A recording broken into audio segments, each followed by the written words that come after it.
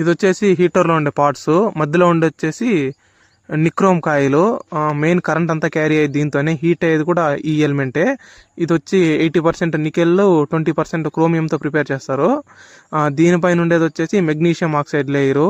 ఇది powder type ఉంటుంది. దీని మెయిన్ పర్పస్ వచ్చేసి ఇది ఎలక్ట్రిసిటీని, కరెంట్ని బ్లాక్ చేస్తుంది, ఓన్లీ హీట్ని మాత్రం అలో చేస్తుంది.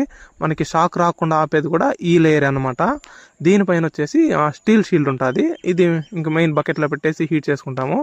మనకి ఎప్పుడైతే ఏంటంటే షాక్ కొడుతుంది అంటే ఈ మెగ్నీషియం ఆక్సైడ్ లేయర్ సరిగ్గా లేకపోతే అప్పుడు షాక్ కొట్టే అవకాశం ఉంది.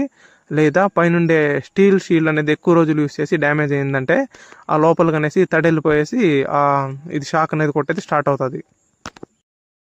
నా చిన్న సజెషను, డైరెక్ట్గా బకెట్లో అయితే చేతులు పెట్టకండి. సో స్విచ్ ఆన్లో ఉన్నప్పుడు అస్సలు పెట్టకండి. ఒక్కోసారి స్విచ్ ఆఫ్ చేసి కూడా అస్సలు పెట్టద్దండి.